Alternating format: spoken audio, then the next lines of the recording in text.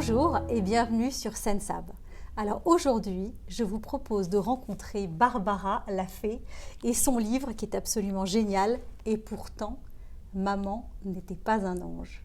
Alors Barbara, on se rencontre aussi pour parler de ce livre, mais vous êtes aussi une femme extraordinaire puisque vous voyez des esprits, vous voyez des fantômes et le livre commence très fort parce que le livre commence avec une apparition qui vient vous raconter une pas très bonne nouvelle, mais une nouvelle quand même. Une nouvelle déterminante en fait. C'est mon arrière-grand-mère que je n'ai jamais rencontrée qui apparaît au pied de mon lit et qui me dit « Barbara, il faut que tu parles à ta mère, on va droit à la catastrophe si elle continue comme ça. » Et là, je suis saisie. Et cette phrase va déterminer toute l'année qui va suivre et elle va aussi déterminer la suite de mon existence.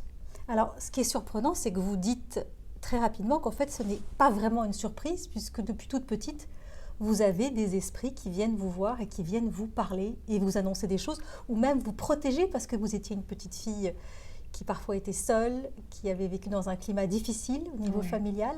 Et en fait, ces esprits vous protégeaient, vous donnaient la main, vous empêchaient de vous faire écraser par une voiture. C'est déjà pas anodin quand on commence un livre d'entendre ça. Pour le commun des mortels, j'ai envie de dire, c'est peu commun, mais pour moi, c'est ma réalité depuis toujours. Donc en fait, si on m'enlève cette réalité, c'est un petit peu comme si on m'amputait d'un membre. Ils ont toujours été là, ils le sont encore, ils sont particulièrement bienveillants. Ils n'ont jamais été effrayants. Et pour moi, c'est une richesse. Ce qui est formidable, c'est que vous avez l'air à l'aise avec ça. Oui. Et qu'au fur et à mesure de la lecture de votre livre, finalement, on finit par trouver ça aussi normal. J'aimerais que tout le monde puisse s'approprier cette histoire pour comprendre qu'on vit tous au quotidien un petit peu de cette magie. Que ce soit une chanson qu'on entend, qui passe à un moment particulier quand on en a besoin, et à ce moment-là, elle nous réconforte. Une phrase comme ça qu'on entend avec des passants dans la rue, il y a toujours un petit message qui se cache et qui nous fait du bien. Et en fait, c'est ça que j'ai envie de passer dans ce livre, c'est le message précis que nos esprits bienveillants, qu'ils soient des guides, des anges, des défunts, peu importe, ils sont là pour nous aider à rester sur notre chemin, pour qu'on s'en écarte peu, pour nous y remettre doucement si besoin, et pour nous apporter beaucoup de douceur, beaucoup d'amour. Et quand on est prêt à recevoir cette bienveillance-là, c'est un petit peu comme si tout s'éclairait dans notre vie.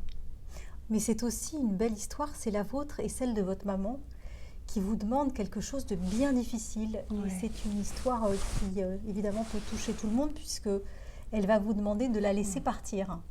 Ou en tout cas, de ne pas se soigner. Et je pense que c'est une requête, c'est une chose que de voir les parents partir, mais c'est une autre chose que d'accepter que sa maman ne veuille plus soigner. C'est terrible. C'est extrêmement douloureux. J'ai réussi à garder mon calme et un visage impassible face à elle, mais j'ai été tellement ébranlée à l'intérieur, j'étais dévastée. C'est affreux, c'est affreux. Et en même temps, je ne pouvais qu'accéder à sa demande parce qu'il était temps pour elle de se libérer de cette vie et de ce corps qui la faisait tant souffrir. Donc on vous suit, on souffre avec vous et en même temps, on ne peut qu'être admiratif parce qu'en plus, vous avez une vie très active. Vous êtes hôtesse de l'air, donc vous passez votre vie à voyager. Et en même temps, vous devenez la mère de votre mère un peu aussi. Et vous avez une relation fusionnelle avec elle. Et en même temps, on vous l'accompagnez dans cette fin qui est le départ d'autre chose. Mais c'est quand même très fort, très émouvant. Et puis après, il y a la souffrance évidemment de ce que vous allez vivre après, mais qui finalement va être un nouveau départ. Je crois que ça a été une grande chance, j'en suis même sûre aujourd'hui. En partant, en décidant de se libérer, elle m'a libérée moi aussi. Elle m'a fait un cadeau. C'est le cadeau de ma liberté. C'était ce cadeau de découvrir qui je suis vraiment en fin de compte. Plutôt que d'être la fille qui s'occupe sans arrêt de sa mère, qui a besoin d'elle constamment, d'être la parfaite hôtesse de l'air, la parfaite amie. En fait, tout a volé en éclats. Ça a été extrêmement compliqué et douloureux. Mais ça a été pour mon plus grand bien. Ça a été salutaire. On dit qu'on renaît de ses cendres, et c'est ce qui s'est passé. Je crois que maman a voulu être incinérée, et quand j'ai récupéré ses cendres, je me suis dit, en fait, ça y est, moi aussi, j'ai été brûlée par un feu presque divin, sacré. Et ensuite, j'ai réappris à me reconstruire, à découvrir qui j'étais. Ça a été un processus qui a été un petit peu long.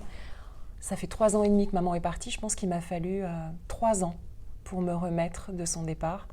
Frédéric Beigbeder dit « l'amour dure 3 ans » et en fait, je me suis rendu compte que pour moi, le deuil, le vrai, a duré 3 ans. Est-ce que vous pouvez considérer ça un parcours initiatique finalement? Complètement. Oui. J'aimerais que les gens qui traversent un deuil, quel qu'il soit, parce que tout à l'heure, vous parliez justement de ce rapport inversé où j'ai pris soin de ma maman comme mon enfant. J'ai eu des retours de lectrices qui m'ont parlé de la perte de leur enfant et je ne comprenais pas pourquoi ce livre faisait écho en elles. Et elles m'ont dit, mais si, parce qu'en fait, vous preniez soin de votre maman comme si c'était votre fille. Bien sûr. Et je ne m'en étais même pas aperçue. Donc en fait, ce livre est à multiples messages. Bien sûr. Et là, j'ai compris qu'il y avait quelque chose qui me dépassait complètement dans ce récit et qui était là pour réconforter ceux qui souffrent encore alors que des années se sont écoulées, ceux qui ont besoin de reprendre confiance en eux et puis surtout d'arrêter de culpabiliser. Parce qu'on a tous des pensées difficiles, parfois terribles, quand la personne est en fin de vie, quand la personne est partie. Mais en réalité, on n'est que des êtres humains et on fait ce qu'on peut. Donc avoir de la compassion pour soi, c'est quelque chose que j'ai appris et que j'aimerais que les lecteurs aient également pour eux.